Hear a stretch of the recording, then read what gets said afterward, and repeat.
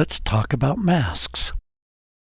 I'm going to right mouse button click in the empty gray area of the Layers panel and switch it to large thumbnails so you can see what's going on as I play around with a mask. There are two important things that a mask can do. First of all, it can hide or show what's going on a layer. Let me show you how that works. I'm going to click on the mask and it'll put a little white bounding box around it, meaning that it is selected. Then if I grab my paintbrush tool and switch to black paint, I'll click in the picture and it looks like I've got my opacity set to 50%, so that put a 50% gray spot in the middle of my mask. So the gray spot is 50% hiding what this layer is doing. If I crank the opacity up to 100% and click, it's now hiding 100% of what's happening on that black and white adjustment layer. So wherever I paint black on the mask, pokes a hole through the adjustment layer and lets the layer or layers underneath show up. Wherever it's white, that adjustment layer has full force. So that would mean if I paint with white paint, that's going to plug up the hole in the mask, and wherever the mask is white, that adjustment layer has full strength. To better demonstrate, I'm going to grab my gradient tool and do a black to white gradient from the top to the bottom. Where the mask is pure black, the underlying layer is showing through full strength. As the mask gets lighter and lighter in colors of gray, less and less of the underneath layer is showing through until we get to pure white, and then none of the underlying layer is showing through. So the level of light or dark determines the transparency of the layer that the mask is on. Does that make sense? I hope so. It's a really important concept. I like to think of it this way. Dark conceals what's on this layer with the mask, and light reveals what's on this layer with the mask. Now let me take a moment and show you the other thing that masks can do in Photoshop that's really important to know.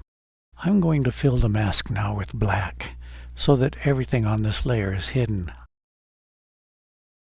I am going to grab the Object Selection tool and select this yellow pepper. When I press Q for Quick Mask, I can tell that it's done a pretty awesome job at selecting this.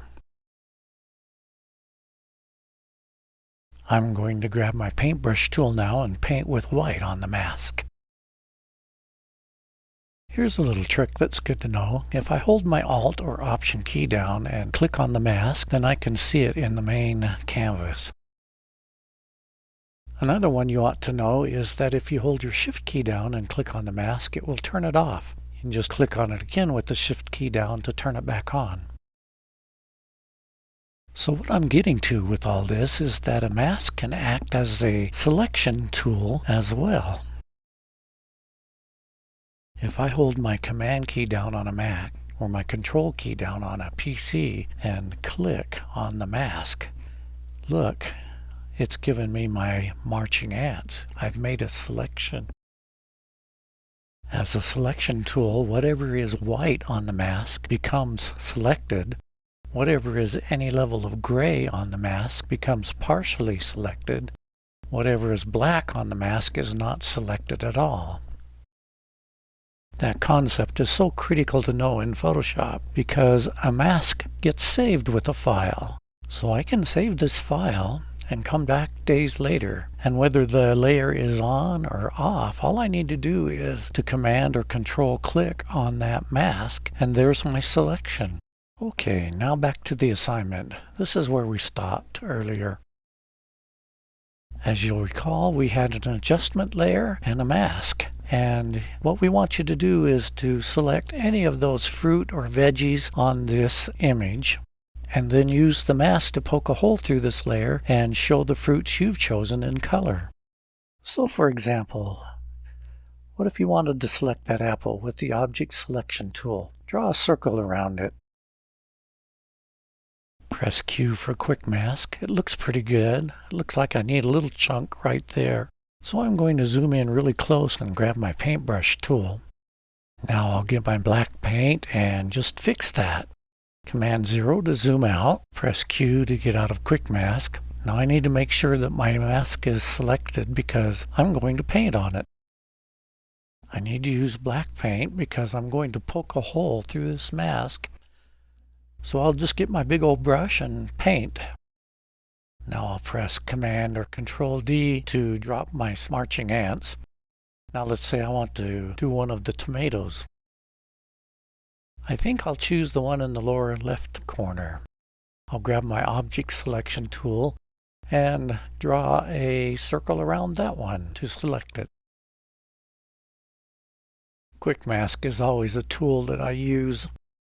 I'm going to zoom in close on this, and I can see it's a little rough in a few spots there.